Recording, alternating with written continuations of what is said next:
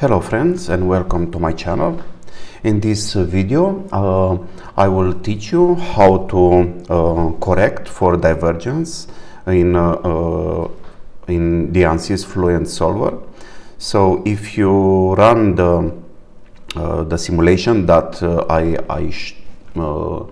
I showed in the previous video, so the video number 4, design and CFD simulation of slit nozzle or the chimney nozzle. So if you have run that simulation, most probably you have seen a behavior like in this window.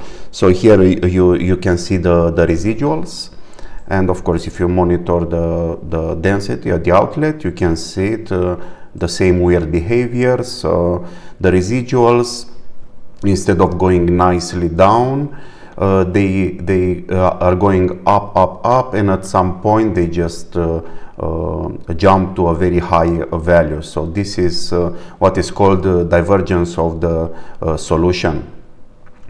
And the same density just reaches ridiculous values. So this is unrealistic solution. And in this case,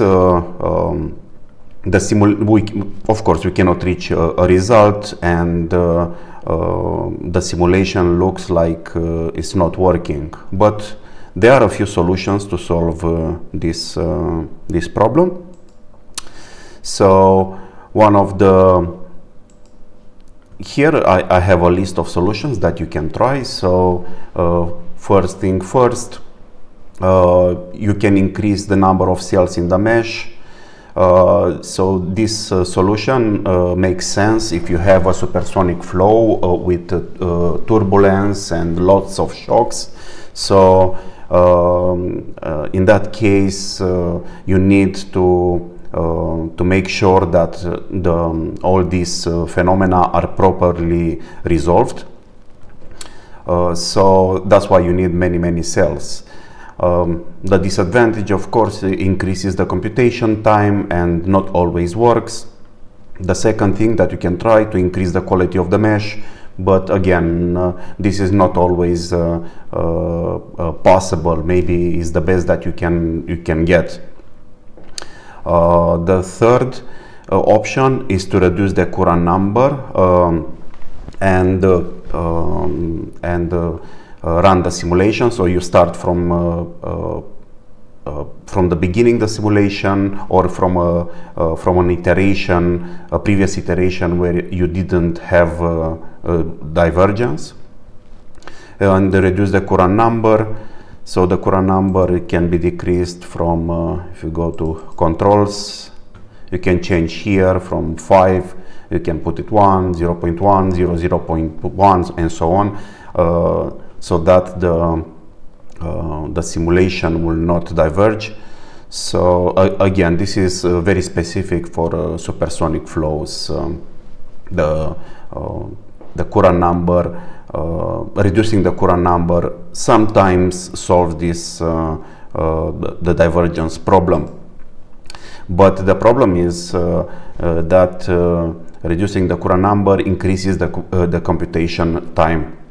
So it's not the best solution, always the best solution. Another option is to use, instead of very accurate solutions, so from methods, so from here, instead of using second order upwind, to change to first order upwind, run the simulation, and hope for the best, that you don't have divergence. So as soon as the solution stabilizes, so the residuals are going down and they look like they are stable, you can increase the accuracy. So choose second order upwind for this, and run the simulation, and again hope you will not have divergence again. Another solution is to use all these three, so 1, 2, 3 at the same time. So run the simulation not very accurate, reduce Courant number, and with a big number of mesh cells in the mesh. But again, all these disadvantages, they add up, and it's not always working, even if you are using all this. The last but not the least, and is my favorite, at least for simulations with supersonic flows or even hypersonic flows. So this solution 99% of the time works. So what I do is just artificially increase the outlet pressure, even if it's not realistic. So the outlet is vacuum, basically. But what I do is just artificially increase the outlet pressure, so atmospheric pressure, let's say. Even if the inlet pressure it's 3 bar or 20 bar or 40 bar or whatever, I put at the outlet 1 bar pressure and run the simulation until the solution stabilizes. And after that, I leave, so most of the time you just need to run the simulation a few hundreds of iterations, or maybe 1000, 2000 iterations. Then you can reduce the outlet pressure to a real value, so the vacuum pressure, and carry on the simulation until the convergence is reached. As far as I know, there is no disadvantage, and always works. So all we have to do is just go back to the simulation, and we go to boundary conditions, outlet. So you can see here it starts to diverge very, very fast. So at 50, so about 50 at the iteration 50. So let's see what happens if we put here 1 bar or 100,000 approximately pascals, and we don't change anything else. Apply. Of course, again, we need to initialize. So initialize the flow. Okay.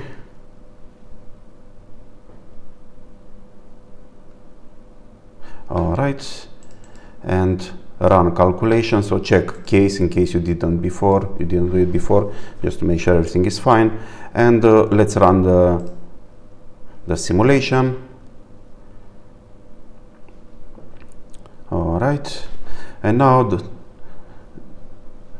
the simulation is running, and we leave it until iteration 50. Let's see what happens if it has the same behavior. So it starts the divergence starts to appear, or the simulation is running smoothly. So in that case, I will just stop the recording and carry on at later times to see to show you the result. So right now 22 is going up.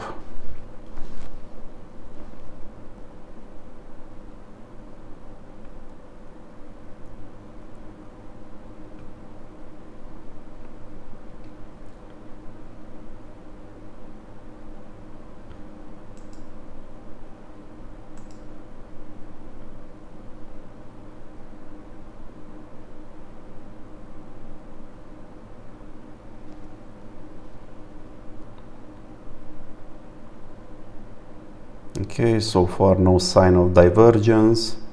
So let's see at 50. So if we pass 50 successfully, then I will stop the recording.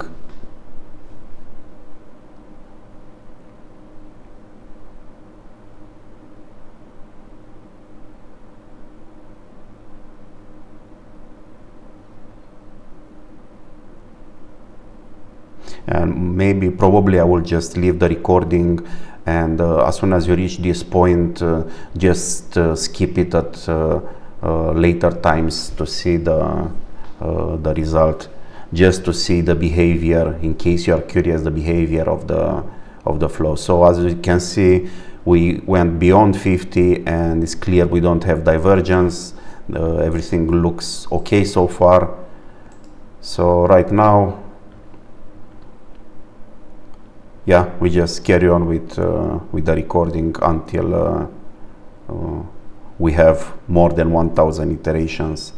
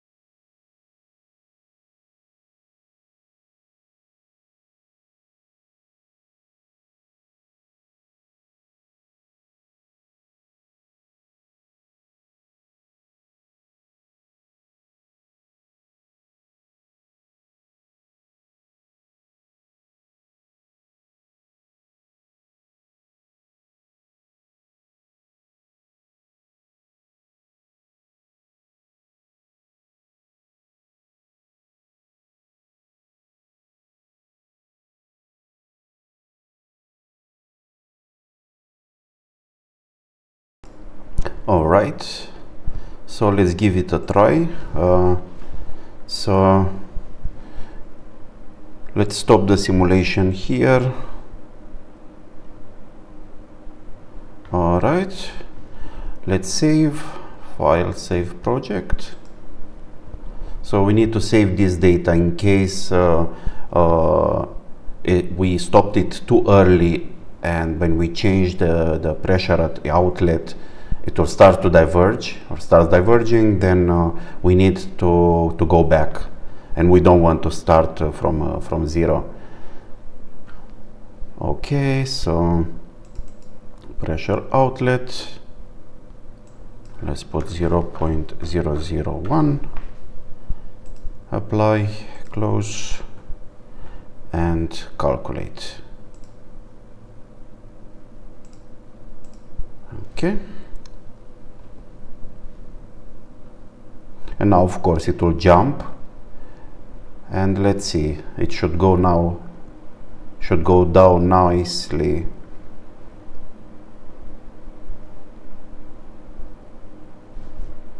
If it doesn't, then we go back. So we go to, yeah, I'll show you in a bit.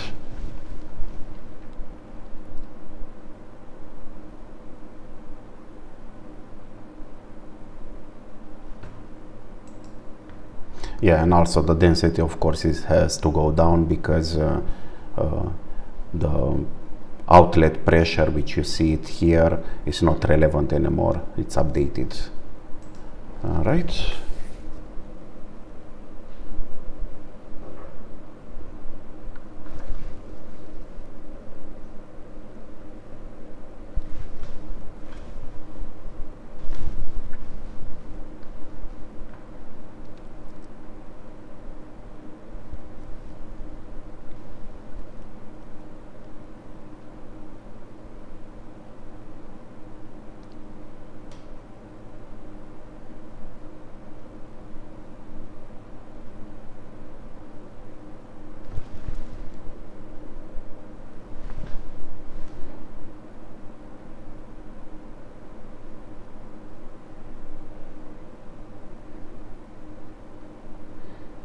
Yeah, I think it's fine. I will not wait for much longer. In case you are running the simulation following my advice and you see the divergence again, then wait a bit more, so up to 600 or 1000 iterations, and after that change to real outlet pressure, and guaranteed it will work. So I think I covered what I wanted to cover in this video. See you next time. Thank you. Bye bye.